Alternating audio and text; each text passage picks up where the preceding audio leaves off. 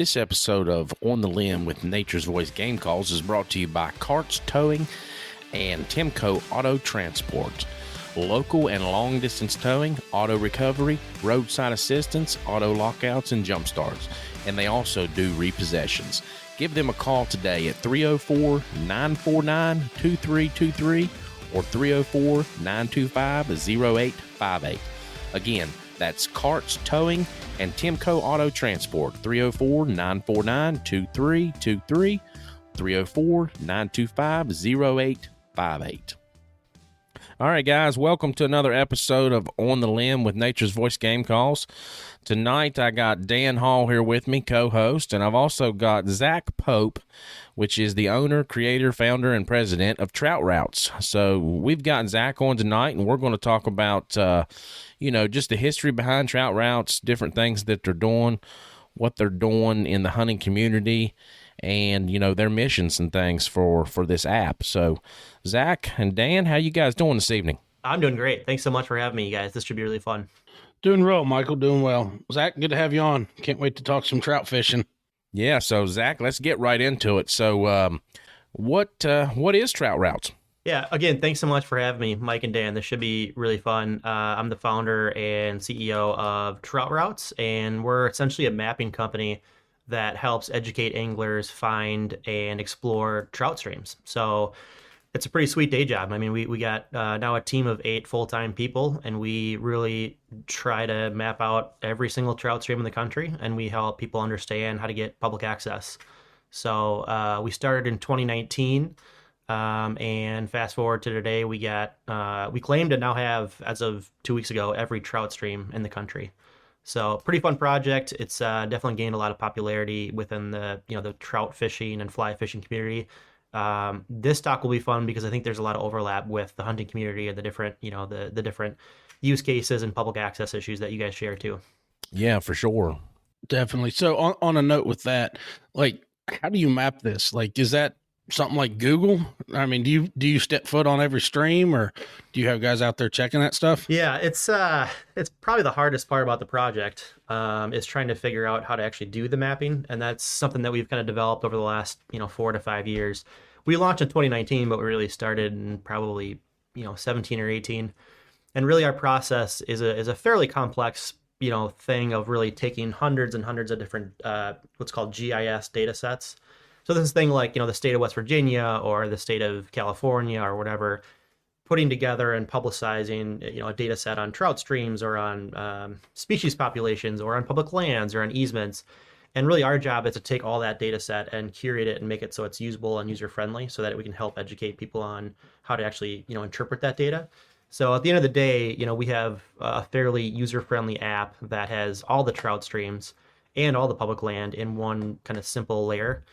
And then we do a fair amount of testing and validation. So we do actually do a fair amount of trips and kind of getting the feet on the ground to make sure that our data is correct, which is obviously the fun part. Yeah, that GIS mapping can be a bear in itself. We deal with that, pretty much on a daily basis. My day job, I work a lot with computers, and I'm a CAD technician. So we do a lot with GIS mapping when it comes to our projects and things when we're doing site overviews and plans and just base mapping in general, really, to tell where the project's going to be, locations of different things and stuff like that. So that's a very integrated process in itself. So I'm sure you've got some GIS mapping guys on staff. Yeah, we do. And I think the hard part about the project is we really wanted to create like a national system that was all one thing. And it's really hard because each state and even each county has very different GIS, specifications and whatever. And so when you try and set out to create one map for every stream in the country on one system, it's super, super hard. So I can remember specifically working with the state of Colorado, and that alone took me, 5 months, if not more, full time. And we're still working on it, right? There's still room for improvement. In that particular case, you almost have to work with every county because there's specific counties that have very, very valuable and very important fishing easements that you want to make sure the public's aware of. Because remember, those are tax dollars that we're paying for. So, I think it's really important, going back to our mission of really helping educate people on where this public access is that we all have access to, right? That all of our taxpayers are kind of going to. Yep. So Yep. it's a tough, but it's also a really fun and really rewarding project for sure. So how would that work? Like, I know you can't own a public waterway, but private property, the trout stream runs through 90% of this guy's property or something. How does that work? So our like mapping style is really intended to educate where there is land that is owned that provides public access. So that negates that whole issue. Every state has a fairly different stream access law. So like in the state of Wisconsin, it's actually really pretty friendly. State of Colorado kind of sucks, right? You can't, the riverbed's owned by the owner. And so in those particular cases where the underlying land or the land around the stream isn't publicly accessible, then it's up to the state law to dictate how you can get into it. But we stop at telling you where you can legally public access that waterway, if that makes sense. How you navigate up and down the river is up to you and up to that state law. I think down the road, and we'll get into this later, is we want to do a better job with educating our users about what those state laws are. So like if you're going to take a trip to Colorado, we want to educate you, hey, just so you know, you can't actually wade all the way up to this guy's property line because that's actually private property, even in the stream bed. So things like that, we're going to be doing a better job of. Right now, it's really about public access. Yeah. I know, like, I bet you Virginia was pretty interesting because, Virginia has this thing called the Virginia Creeper Trail. And a lot of trout fishermen in Virginia access the trout streams via that trail. So it's, and that trail runs from, I believe it's from in Damascus, Virginia, all the way up into parts of North Carolina.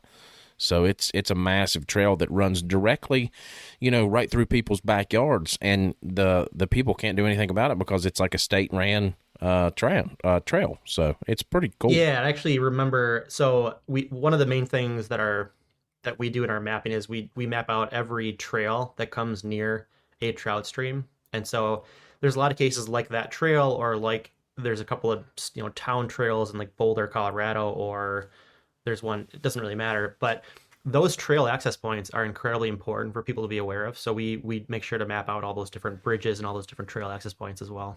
Oh yeah, for sure. So what are some of Trout Route's missions?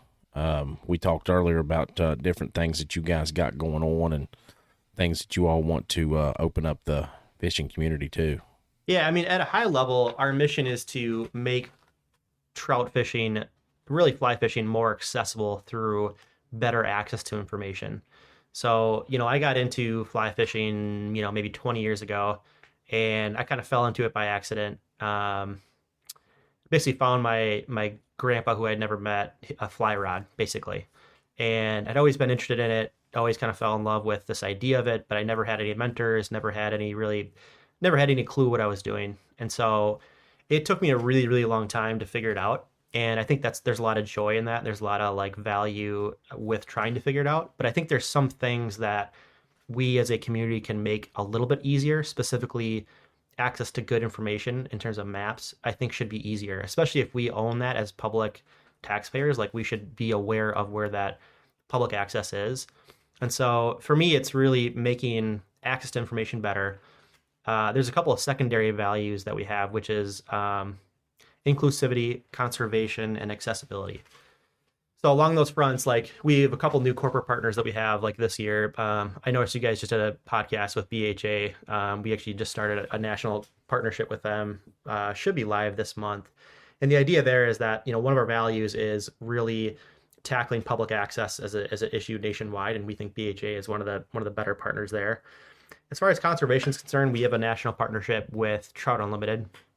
They do some of the best work that I know of in terms of really looking at cold water fisheries and figuring out how to retain those and make sure that they're in the same state or better 20 years from now. I think they do some really cool stuff with conservation. They do some really cool stuff with education. So they're doing some cool stuff with like trout in the classroom, et cetera. And the last one's inclusivity. I think when people think of fly fishing, they typically think of, this fairly homogeneous group of typically, older males that are fly fishing. It's getting better, but I would love to see that continue to get better. And so we have a couple of partnerships. One in particular is United Women on the Fly. where we're trying to sponsor scholarships of folks that otherwise wouldn't get access to the sport of fly fishing, but they will now because we're going to help them get into these educational classes. So we're Oh, trying, it's awesome. we're still new and there's still more I want to do, but we're starting to kind of make some progress with defining what our values are and doing more with making an impact in the community. And so those are just a few of them. Nice.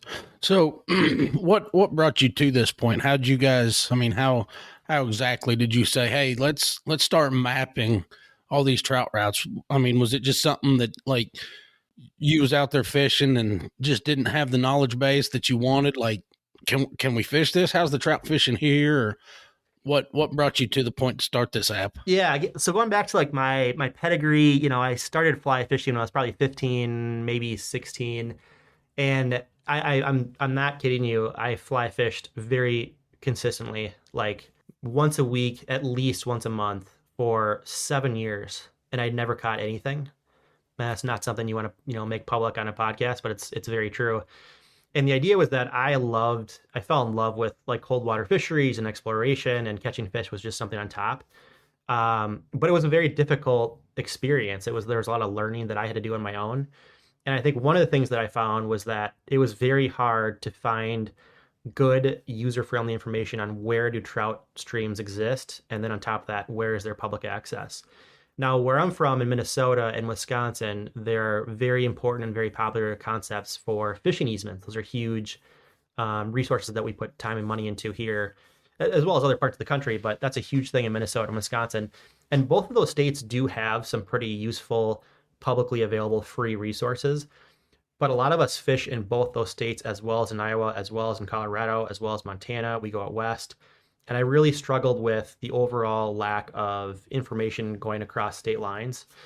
And so you take that problem with me being the first user and kind of wanting something better, and you combine it with my background, which is, software engineering and electrical engineering. I came from a medical device world.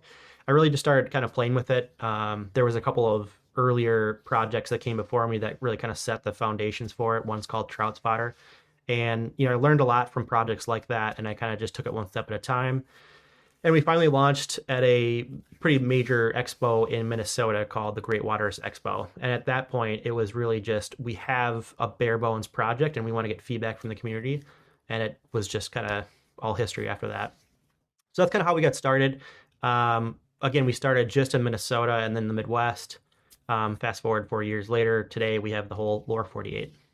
Yeah, that's awesome. That's a great journey. Yeah, thank you. It's been I've been keeping up with your Facebook page since, I talked to Tanner. Tanner's kind of the one that got us hooked up, and he was like, "You think I should come on tonight?" And I'm like, "Well, I'd kind of like for you to, since I haven't met Zach, and, me and you's been working together on this," but he ended up, not wanting, well, he didn't say he didn't want to, but I told him that me and you would just do it. I said, if he can give me a call beforehand and we can just kind of get to know each other. Yeah. Go over some talking points and stuff like that. So, what makes you guys different from like the hunting apps, like OnX and HuntX and things like that? So we were just at an expo in Boise, Idaho last weekend, and OnX is huge out there, right? I mean, I had no idea how popular OnX. Obviously, they're huge, and everyone came to the booth and they said, "Oh, it's like OnX." And honestly, the answer is we're essentially trying to be the OnX of trout. So imagine, OnX is extremely good at, land ownership with a particular focus on hunting. They do that extremely well. They're, I would argue they're number one in the hunting app space. Now, there are specific things that occur in trout fishing that they're not designed to meet. So, for example, Yeah. where do trout streams exist? What are the special rigs? Where are their stream gauges and what are the flows? We even have features around this concept of elevation profiles, which are extremely unique to the concept of the cold water fishery, and how it changes elevation through reservoirs and through tailwaters. So there's just some very unique nuances to trout fishing that we are laser focused on, and we think we're doing that quite well. So if you're really looking for like land ownership, or if you're looking for a hunting app, there are obviously better options out there. But if you're looking to trout fish, there are really no better options that I'm aware of for other than trout routes. And we just started in 2019. We we just scaled our team quite a bit this year, including Tanner. And so you'll see a lot of really exciting new things coming out in the next year in terms of new features, more layers, in these different states like Virginia, West Virginia, and Pennsylvania. Nice. So there's like 50 some thousand streams that you all have mapped and got online right now, correct? 50,000. Yeah, that's no joke. Man, that's crazy. That's a lot. That's putting in the work. Yeah, and I think it's probably a good, you mentioned Tanner and I mentioned the team. Like it's very much not really even me anymore. I mean, I really just show up and explain what I did back in the day. But at this point, we have a team of 8 people and they're all doing very important work. And this last push to get, I think we added like 20 states in the last 4 months or something. And it's just we're just super lucky to have a really talented team. We kind of chose the route of building a team that was local in Minneapolis, so we actually all come to the office every day. And the idea there is that it's a really nimble, very fast-moving startup environment, and we want to build like this culture around the use case of trout fishing and fly fishing, and we want to build rapport and kind of almost friendship, really. And I think that's really helped, but it was definitely hard because it's 2022 at the time, and everyone's going remote, and But we were lucky. We found people in our community that knew about trout routes before they even joined the team, and by the time they joined the team, they're all just super excited and they're already on board with the brand, and it was great. Man, that's awesome. Yeah, that is awesome. It's impressive for sure. So, I'm sure you've listened to a few of our podcasts by now. Another thing we do every episode is our Salute to Valor. So tonight, our Salute to Valor, we're going to honor Sergeant Timothy Randy Van Norman. He was from Port Matilda, Pennsylvania. He served in the Army. He served 6 years at Fort Drum, New York in the infantry, 2-22 infantry unit. He done 2 tours of duty to Iraq, 1 tour of duty to Afghanistan. He was awarded the Purple Heart, Bronze Star, Freedom Medal, and several other medals during his service. He was actually killed in action on February 5th of 2008, leaving behind his new wife and young baby girl. I served with Tim. He was a very, very good friend of mine, and I had got out on his second tour to Iraq. So it really hits home to know that he was killed in action.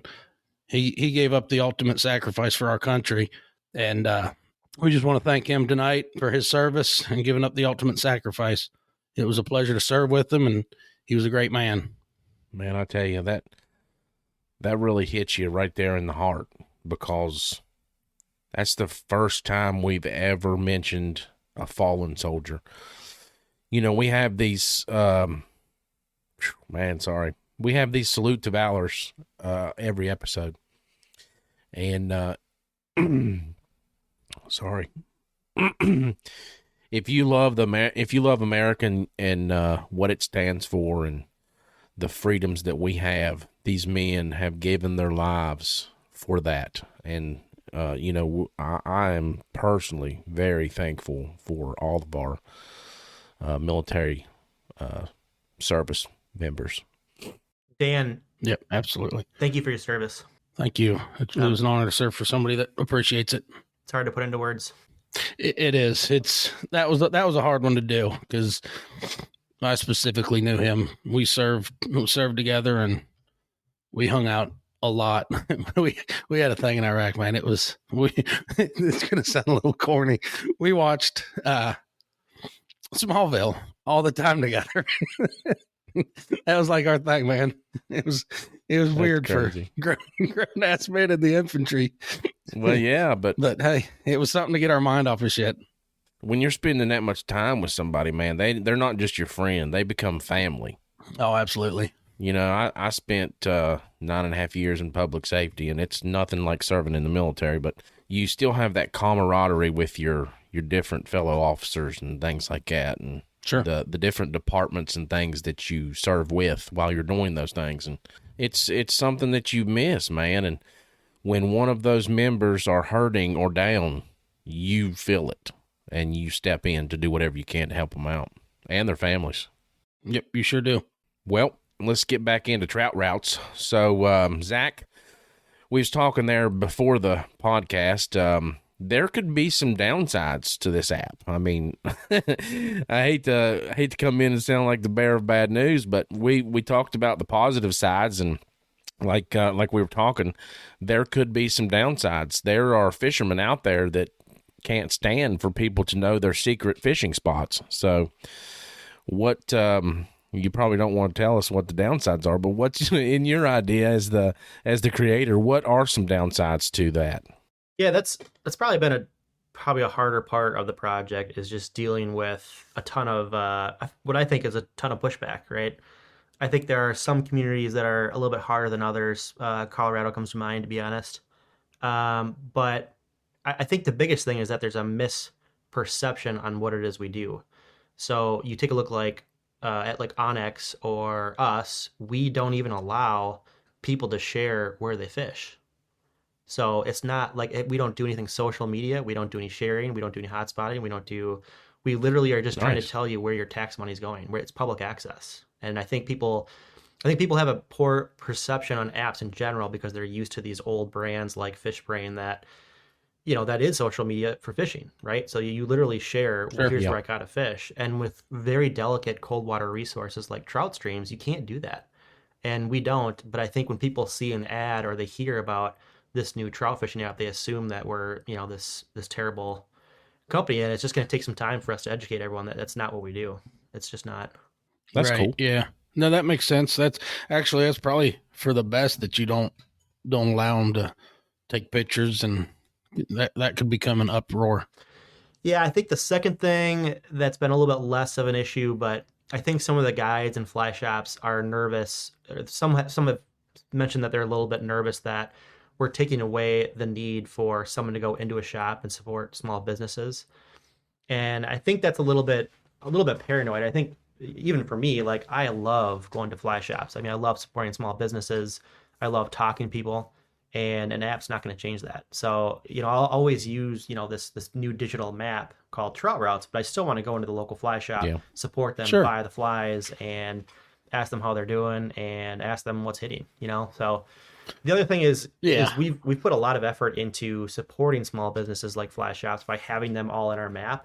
And so we're kind of driving a lot of traffic into, like, sending anglers into the fly shops. So we're trying our best to kind of, Oh yeah, so yeah, like, you kind of have that along the way as along near the fishing streams and access and things like that. You kind of pinpoint where those locations are. just the fly shops, and it was a crap ton of work. So, like, I Oh, personally, no Man, that's doubt. crazy. there's like 950 now that I personally mapped. Well, no, our team did.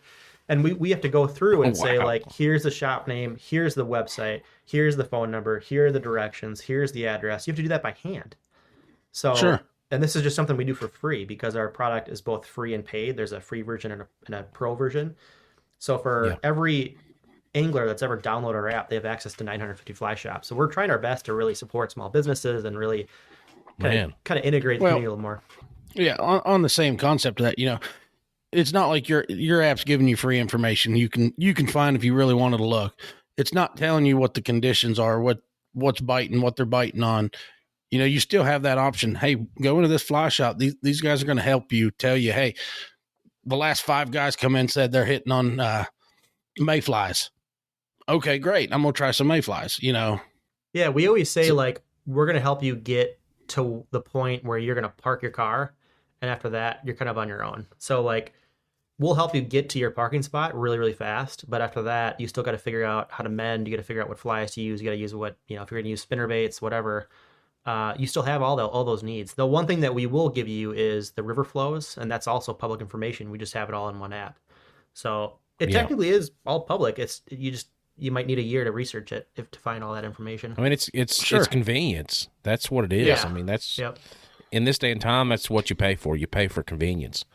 So, is there any possibility, maybe in the future, that you guys will be adding something like a tips section or something that'll pop up and say that it's a certain month that you're fishing, and you'll have a tip that pops up about certain flies? It's possible. I would say there's two answers to that. One is, I think we would consider that more so from an angle of allowing local resources like a guide or a fly shop to really bringing their content into our platform to kind of almost like promote themselves and say like, hey, we have a great fishing report. If you want to learn more, come to our fly shop. It's sponsored by whatever fly shop, because we're really trying to try and lean into this relationship with fly shops. And the second thing is, we might start looking into an education component. And the vision there is we now have this platform that's getting quite popular, and it has the power of really bringing in anglers into the community, into the industry, and actually educating them along the way. So think of like in the last 4 years, we've seen this huge boom in people hitting the stream. Can Trout Routes be this potential resource that educates these newcomers on how to be good stewards of these fisheries, how to not crowd streams, how to not, hotspot, how to not fish when it's 75 degrees out in the water? How can we train these newcomers in the industry to be better stewards?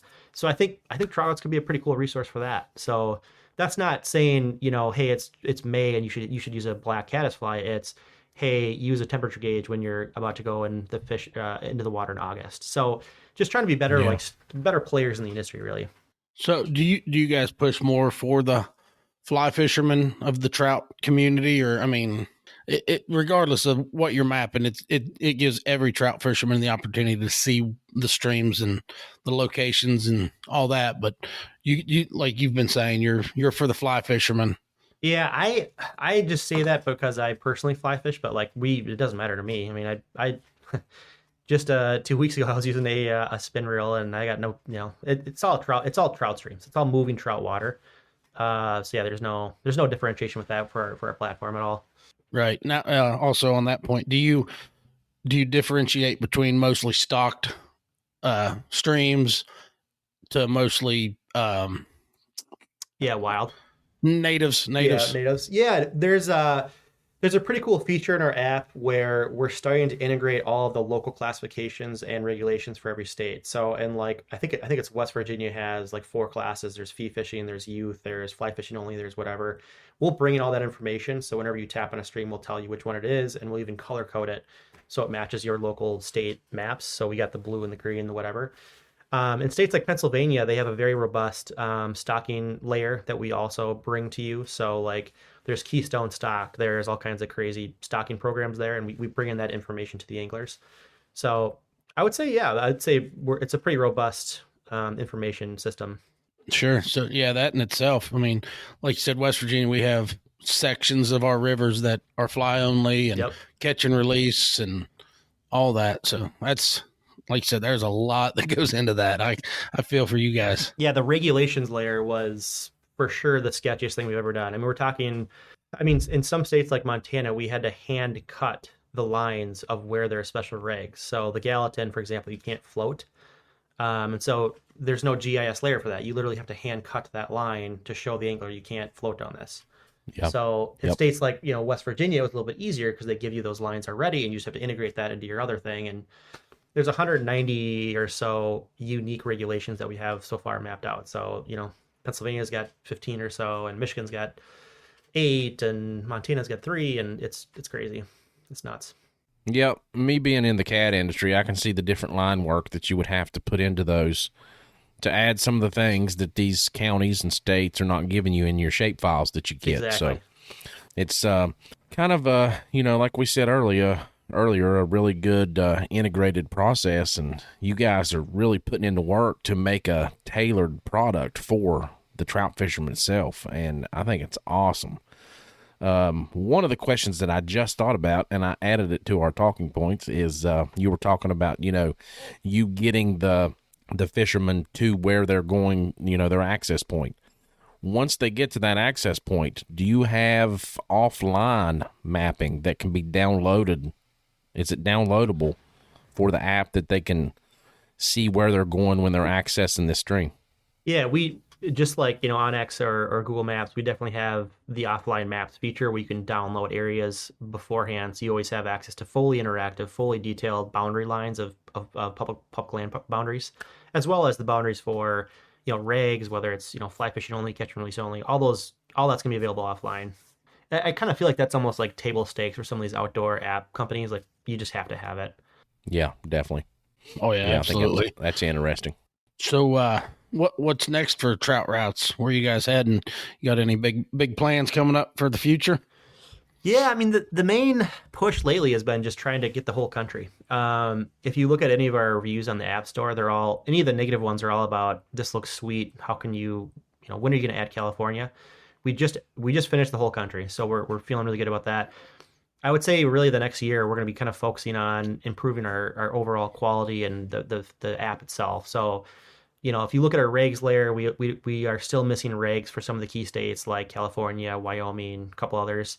So kind of finishing, you know, that whole thing and kind of improving the overall quality of the product. We've been working super hard for a couple of years, but it's time to kind of like slow down, go back into our system and really clean things up and really make sure our GIS is really tight.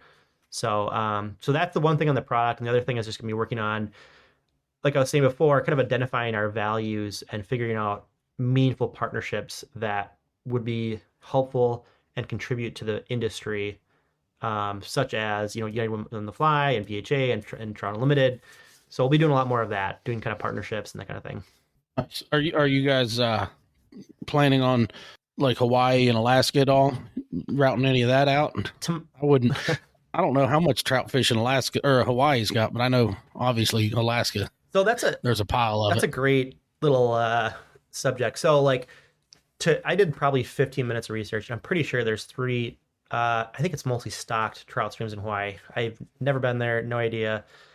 So that'd be kind of interesting. The other thing is Alaska, and Alaska is interesting because for a lot of reasons, but the one that I wanted to talk about is it introduces this idea of you know, native or inland trout versus migratory.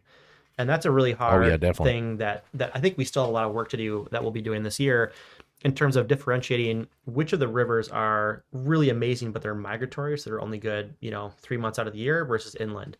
And if you look at our maps, I think you'll start to see where that issue kind of shows itself. So like Steelhead Alley near Ohio is a particular place where we actually don't have the migratory rivers mapped out because we only technically are focused on inland trout, and that's a huge piece of the trout or fly fishing or whatever industry. So we'll be working on a new feature where we differentiate this is a migratory river and here are the regs and here are the best months versus this is inland. And so that could be like a different color or like Sure. something, but it's a huge deal out west, California, Washington, Oregon, obviously.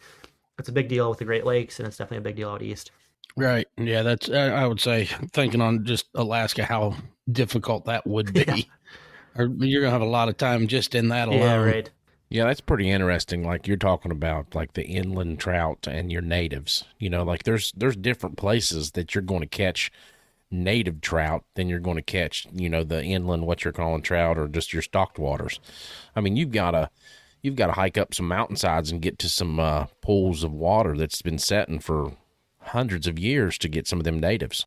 Yeah, I just went to Detroit, Michigan to do a presentation with the Michigan Fly Fishing Group out there. And along the way, I stopped in Grand Rapids, and it turns out there was some awesome fishing right in downtown. It's a pretty popular place. I won't go into the details, but it turns out that is a very popular migratory river. It's Grand River, and you can fish it 9 months out of the year, and it's all migratory steelhead and a couple other, but it wasn't on trout routes. So that's one example where I'd love to really expand our Yeah. system to include migratory. And don't get me wrong, inland trout by itself is a massive challenge, and there's a massive industry for that. I mean, there's a lot, almost all of us are inland trout anglers, but I still would love to kind of continue on building that out. Yeah, it's one of those things like the inland trout as you're calling it and you know, different things like that. More people's going to eat those and the stocked trout. The native trout you're not going to eat. That's one of the things that you have fun catching, and then you just put them back, you know, because they give up a Eh, really nice fight. I'm not known very many people to eat natives. I've ate some natives. I can't say I haven't. Ah, you sinner. No, it's not sinning. That is not sinning. That is the glory of it. Mike, kind of like you were saying before, I mean, we don't really we don't really pick a fight between fly or gear and personally I don't really pick a fight on harvesting or catch and release. It's just I trust the experts to kind of make the regs right, and I know that's a shit show, but excuse my French, but I know I'm not smarter than the DNR of whatever county, so I kind of just stay out of it and say follow the Mhm. regs. Yeah, definitely. I hear you there, brother. Yeah. It can be hard for the best law guy to read those things. I mean, the wording in those things is put together by some Smarter I don't people know. than me. Yeah, very smart. It's a very contentious topic Yep. too. I mean, I personally, I don't even really like the taste of trout, so I personally just conveniently just do catch and release. But I have no problem with Yeah. whatever. I do too, mostly. I catch 400 and keep two. Yeah, Oh my Yeah. gosh. I catch 4 and keep 0. That's horrible. I eat every one of my catch. I'll even eat the gold ones. There you go. Now you sinner. Oh, I'll eat them. Don't get me wrong. I'll tell you what I have started doing here lately is making a smoked trout dip out of them. Oh my gosh. Oh, Nice. it's well worth keeping them for that. That's for sure. Yeah. Yeah, But, smoked trout dip. We first had that from a trade show we was at, and it was what's the name? It's a Hunter Specialties. I always get the name wrong because I do too. it's just it's kind of a weird name, but it's Alls I like know- a Hunter Specialty products. All I And know they're is they'll be made- there. They're made here in West Virginia, and they make a trout dip. And man, it is the best thing I have ever had. I don't care. It's restaurant quality. Restaurant quality. It is very good. It was. I sent him a message because I seen him posting saying that they'll be at the Charleston show. Oh yeah. I'm like, yeah, well, I hope you're close to our booth because I will be bombarding you this year. Yeah. Yeah, and they do trout jerky too. Have you ever had trout jerky, Zach? I have not. Oh my goodness, man. It's good. I could sit and eat it all day long. Yeah. Oh yeah. Well, go ahead, sorry.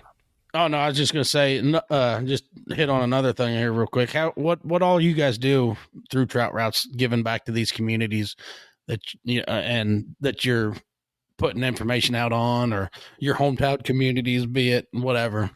Yeah, that's a good question. One of the main things we do is we just try to align ourselves with like groups that, again, I think are better than us at like these core issues like conservation or education or inclusivity. So like Trout Unlimited, for example, again, I consider them kind of the leader in conservation work, and we do a 1% revenue sharing agreement with them. So like every 1% of all of our revenue goes to Trout Unlimited National, and we chose kind of a random business thing, but we chose revenue versus net income because as a startup we don't have any net income. So I could have easily said 5% of net income and sent a $0 check, but the reality is we're a fast growing startup, and I wanted it to come off the top, so that was more meaningful. Yeah. And then there's other groups like I mentioned before. You had Women on the Fly, just trying to find creative ways of giving back to the community in ways that align with our values. So, and then personally, I've been on the board of Trout Unlimited in the Twin Cities chapter. Less involved lately, just because the startup's been pretty busy. But I think going forward, as we kind of get more mature, you'll see us do a lot more stuff with trying to give back in specific ways. That's awesome. Yeah, that's great. Well, I don't know if you've seen it, Dan, but I seen the recent change in the logo, so I have to ask, what warranted that? Oh, in our rebranding, Yes. I would credit Tanner has done an awesome job with kind of leading our rebranding, and there's kind of two things behind it. One is we've really transformed the company a lot in the last. Really, when Tanner came on board in July, there's just a big shift in who we are. So I came, really a year ago, I was literally working in parking lots and garages in my car, literally. And since then, we've now got a headquarters. We got 8 employees. It's gotten a lot more formalized, a lot more professional, a lot more mature, really. And so we wanted a rebranding effort to really kind of communicate that we're this newer, more mature company. So that was part one. Part two, the logo itself has some symbology to it. So the first thing is the diamond shape is representing the fact that we're really focused on mapping and GIS, which is kind of a common mapping symbol, this diamond shape. Yep.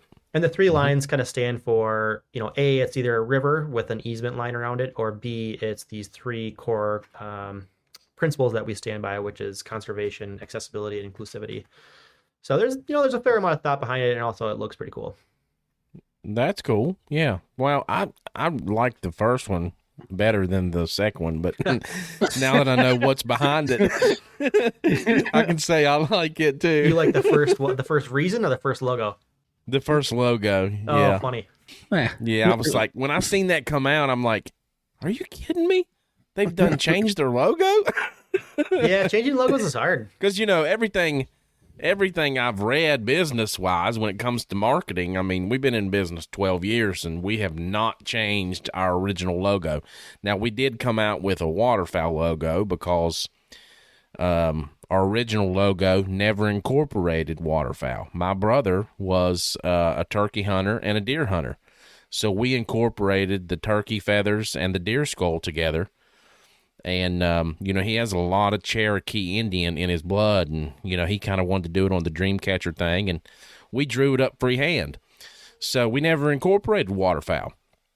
So we brought on a waterfowl guy, and he was like, how are we going to do this? Your logo don't show that, I mean, we're game calls in general, but we had to select a different logo for our waterfowl side, so...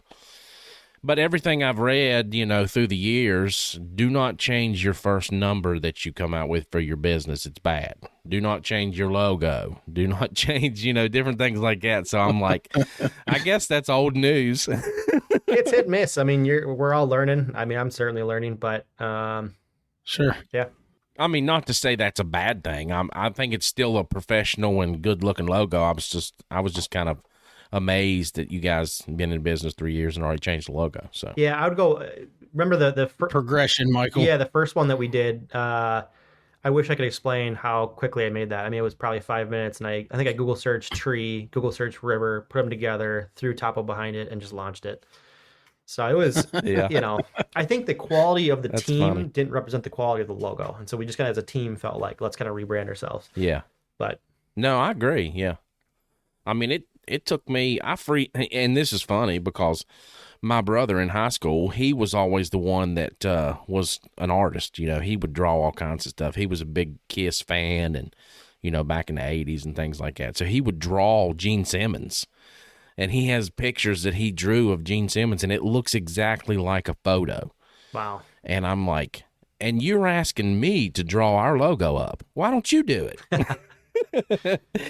But I ended up drawing it up freehand, and it took me, about an hour and a half or so to get things together and to draw it up. But I still have the original notebook paper that I drew it up on, and we digitized it. And wow, we've just never steered away from it, Well, I got one more question, and went about 45 minutes. So it's been a good podcast. I mean, this has been one, like Dan was, messaging me there a little bit ago on our message board, and he's like, man, this is one of the smoothest ones we've done in a while. And it flowed really well, I think. One of the things that I wanted to ask, and I thought about this question while we was talking too, is there any room for Trout Routes to possibly expand and maybe get into the market of land?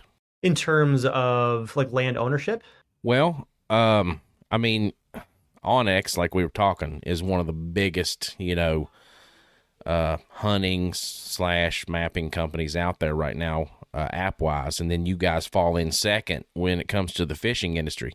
What would happen if those two combined?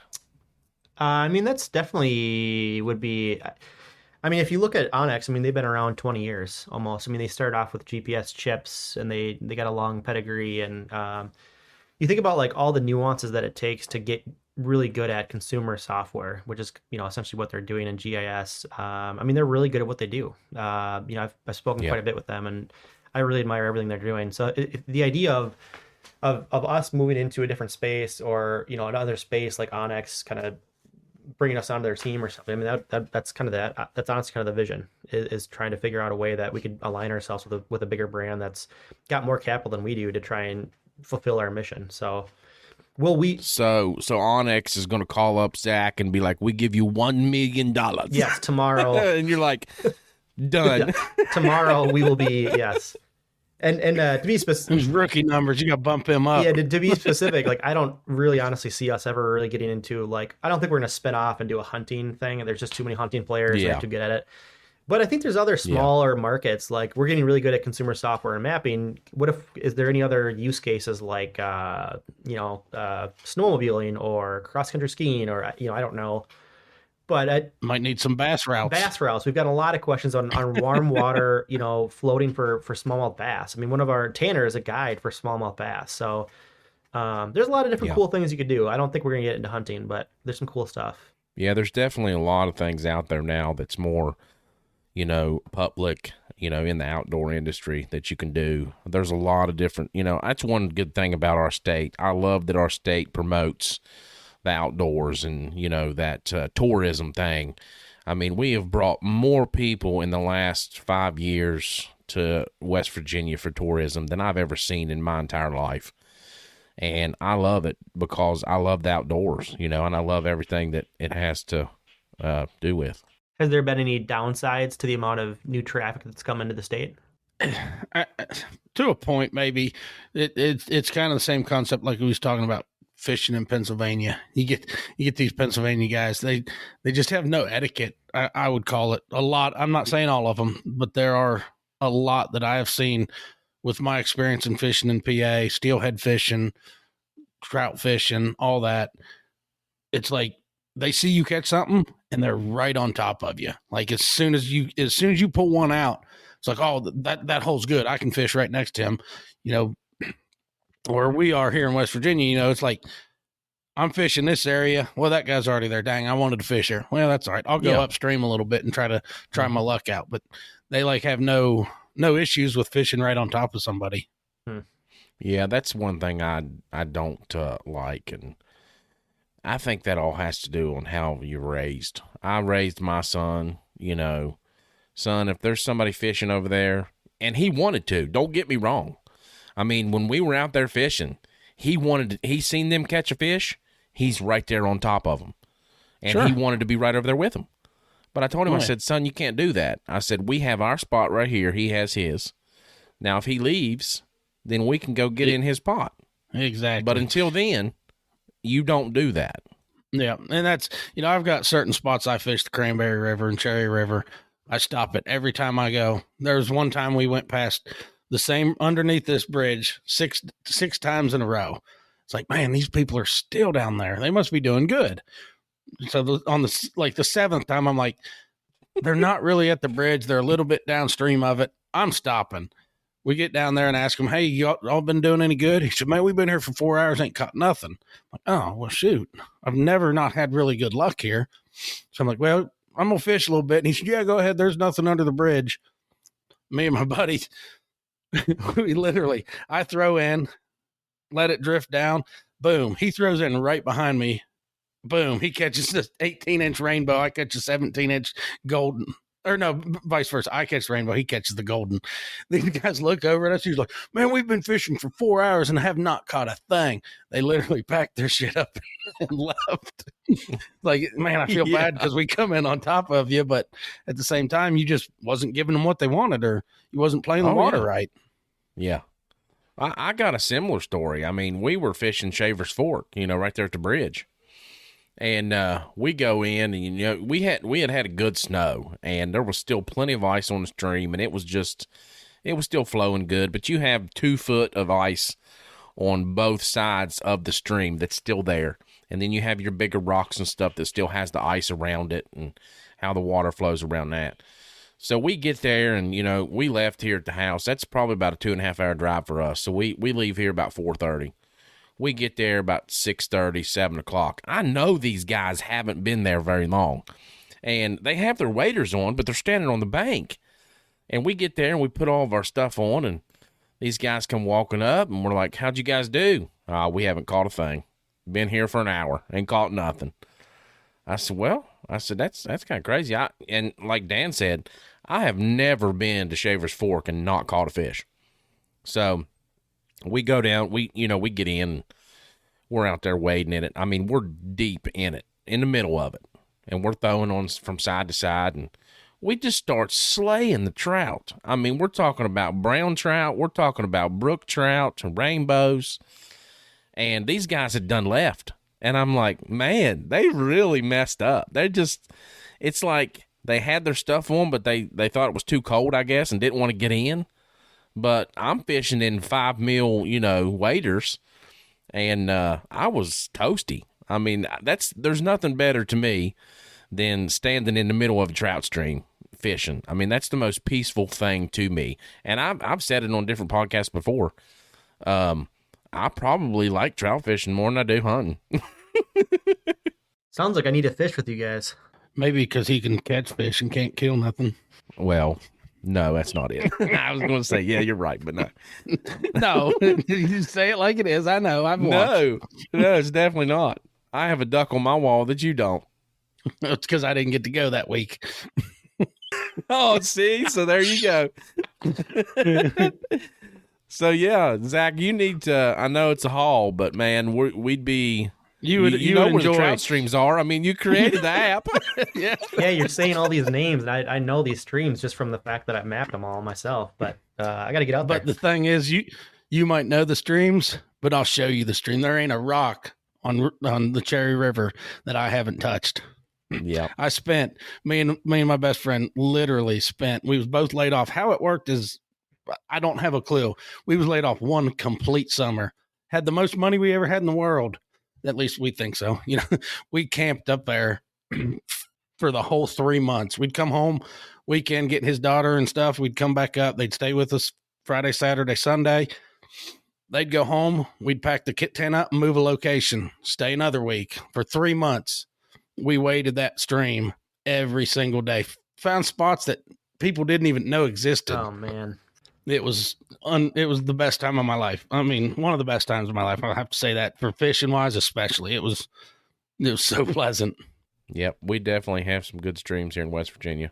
And last episode we were talking about, the last episode we mentioned trout routes and, about how we were going to have you guys on. And I said, we have some streams here in West Virginia that stay cold year round. They don't ever get, hot and temp, and trout can live in these streams all year long. And it's amazing. And I'm blessed to be able to live here. Yeah, we have a lot of spring-fed creeks and the driftless over in Wisconsin and Minnesota that pretty underrated. I mean, a lot of those streams almost all of them are fed by springs, and they're fishable, 365. It's really beautiful in the winter. It's quite a blessing. So, with you trout fishing, we were just talking a little bit about waders. What's your go-to wader? Do you do chest, hip? I always do chest. Probably Sims is probably my go-to. Yeah, Sims are nice. I mean, I kind of share the same passion. I mean, I just, as long as I'm in the river, I really don't care. I just got to be in the river, even in the winter. Yeah. I personally use Hodgman, but I've used those since I was a kid. We even had the old rubber. They were just like thigh boots. They only come up to right there at your thigh. And those were Hodgman. We used one, and they didn't have them like they do now. Back in the day, you had just the rubber boots, and you were slipping and sliding everywhere. And that's how you get good at it. But here, I was telling Dan on one of the episodes, we were talking about it, and we were just talking about having our kids in the outdoors and stuff. And I take my son and I introduce him to trout fishing. He gets his first pair of waders, and we're out there on a stream, and he just got them that evening. We only had an hour of daylight left, and we get in the stream, walk across, and I'm just trying to show him different things, how to access the stream safely, and how to get across the stream and what to do if you fall. And I fell. So here I am in the water, and he's like, Dad, I thought you was gonna go float downstream there. And I was like, yeah, I was pretty close to it. But I mean, that's what it's all about, man. Having, introducing the youth and keeping them involved in the outdoors and the fishing and all that stuff. So, yeah, I got two different kind of small tangents, but one is we just went out to Boise, Idaho, and did a little bit of fishing after the show, and I definitely was wet wading, and it's about 40 degrees there, and that didn't go well. That was not an intentional wet wade. Don't try that. Yeah. And then secondly, I got an 11-year-old girl, so I've been trying to teach her how to kind of get more involved in the sport and just trying to get more outdoors. And there's a lot of fun tricks trying to get those kids involved because, they have a little bit shorter attention span. They might not be as interested, but there's ways to get them involved, and it's pretty fun. We went to the Black Hills in South Dakota, was our first kind of trip together, just me and her. And the way I did it was I would take her to a park, where I knew there was trout, and she would be the dedicated net person. And so I got to fly Yeah, fish. She got to bring over the net, be all excited. And then when I wasn't catching anything, she'd just be at the park. And that was honestly that's one of my awesome. favorite days fishing with her ever. I mean, it was so fun. Yeah. You have to keep you have to keep them involved, and you have to keep their attention on something. If not, they get messed up real quick and don't want to be a part Yep. of it. Well, I had one more question. Oh yeah, yeah. We were going to talk about just overall. You know, you're the owner, the founder, the creator. How is it running trout routes and doing the busy everyday dad life? Yeah. I mean, the first, How is that? How is that balance between family and business and the outdoors? I mean, you know, us as dads, we have things that we love to do, but it's not that we just love to do them. That's a way that we relieve our stress and things like that. Like our wives, they go to the spa. We go to the stream. We go to the woods. That's how me personally, gets rid of my stress. yeah, the first like year of starting the company was definitely the hardest because at that time, most people that start these businesses, and Mike, I'm sure you might share the same story of like, you typically have a day job, you try to build something on the side, and you're not ready yet to make the jump. And so during that time, you're working 100-hour weeks. And that was definitely the case for me. I Yeah. had this corporate job that was great, but I wasn't super passionate about it. And I had this idea that I couldn't stop thinking about. And for about 12 months, I probably was working 100-hour weeks, and it was tough. And that was before I was married. And yeah, it was hard. But I think eventually, when you get to a point where you have a sustainable business, or roughly, you start to figure out how to draw boundaries and start to be very careful with how much you work, because life is short. And I've eventually learned that it's not all about work. It's taken a while to figure that out, but and then you got to think Yeah. about thirds, right? You got work, you got family, and then you got your personal time. You got to figure out how to like balance all those three together. And kids are super important. They should be kind of the priority, and I think you sometimes have to put aside your personal ambitions, at least for the time being, while your kids kind of grow up. At least that's kind of the path that I've taken. So between the business and family, I don't fish a ton, but I try to when I can, and that's part of the cool part about having a company culture where we all fly fish is we can go out and fly fish for work. I mean, we can go we can go an hour away, and I can make the call and say this is work, and that's kind of how I fish these days. I don't know. So I don't know. Yeah. I'm still learning, but I think it's worked so far. No, that's awesome. I envy you for taking that giant leap and the step to just do your side business, which is now your business. It's, like I said, me and my brother started this business 12 years ago, and 13 years ago. It'll be 11 years in May that he passed away. But I've just never felt like I needed to take that step. I mean, I run this business, and I've kept this business alive to keep a passion that I know my brother had for the outdoors, and I want to keep that alive. So maybe I don't have that drive to do it full time. I don't know. It's just there's something weird about it that I'm okay with it being a side thing. I would love to do it full time, but I think that he wanted it that way in the end. He wanted it to be the thing that he does when he's retired, and maybe that's all we'll do. Maybe we'll just hunt elk and go trout fishing and kill whitetail deer all the time, Dan. I mean, I'd love to do that, but for I'm now game. we have families to take care of and responsibilities, and it's a big step to take that leap, to do that, because you don't have that security. And I just wanted to see what your output was on that. So Yeah, I mean, I honestly don't know if I would have done it at a different time in life. So now I got, two kids, two dogs, I'm married. We got it gets more like there's more on the line that you can't, it's not just about you anymore when you take those risks and those leaps. Back when I did it, the yeah, risk was a lot lower, and so when things yeah, change, you got bigger responsibilities, so you can't always make that leap. And the other thing is there's pros and cons. So you lose the hmm stability, you lose all kinds of benefits, you lose, it is pretty stressful. And, honestly, it seems like, Mike, it's working for you. So I don't know, there's just pros and cons. Yeah. Well, I always tell people all the time, it supports my habits and helps my buddies support their habits every now and then. So there you go. We're thankful for that. We're thankful for the people that we've met in the industry while we've been doing this, and the different people that you meet at trade shows and things. And we've introduced a lot of kids to the outdoors, and that's one thing that my brother would definitely be proud of, that we're continuing the hunting tradition. So, and fishing, it's everything outdoors. I mean, we don't just hunt, we fish too. So well, I think that's going to do it for this evening. Zach, it was great meeting you. I hope to meet you in person one day.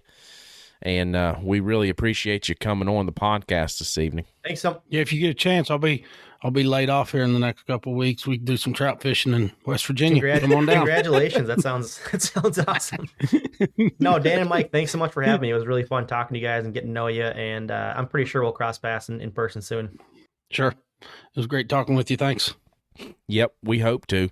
So before we go there, just give everybody a little spiel on how they can get Trout Routes, what places that they can access your app, different things like that about the website.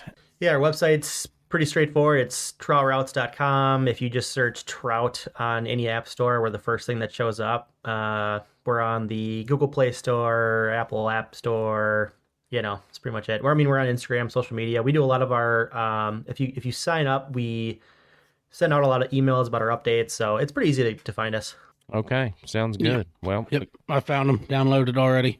All right, guys. So check them out. Trout Routes is the app. You can get that on Google, Android, and Apple, and all those different places. And be sure to check them out on Facebook and Instagram and things. And it's Trout Routes, or not Trout Routes. It's troutinsights.com. So check them out. And Zach, we appreciate you coming on, sir. It was great having you on. Yeah, Dan and Mike, this was super fun. It was great to meet you guys. I'm sure our paths will cross in person soon. Yep, definitely. Hope so, for sure. Well, everybody, that'll do it for this evening. Thanks for listening. Be sure to check us out on Apple Music, Apple Podcast, Amazon Music, Google Podcast. We're on about 25 different outlets. So this episode will air on Wednesday morning at 6 a.m. So we always say 6 a.m., but it's morning, so sometimes we don't get it edited up and out before 6 a.m., but we try our best to. Sometimes it's tough. But thanks for listening, everybody, and everybody have a good night. This episode of On the Limb with Nature's Voice Game Calls is brought to you by Backwater Truck Supply, located at 100 Armor Creek Road in Nitro, West Virginia, right across from the Town and Country Supply. Contact them today at 304-610-8699 or check them out at backwatertrucksupply.westvirginia.com. Backwater Truck Supply specializes in accessorying your ride to your liking, new or old. Does your Jeep or truck need lifted or leveling kit installed? They've got you covered. New tires or minor automotive repairs? They got you covered there as well, with a full-service lift along with a wheel balancing machine. They are affiliates with some of the top brands in the automotive industry. Contact them today at 304-610-8699 or check them out at backwatertrucksupply.westvirginia.com.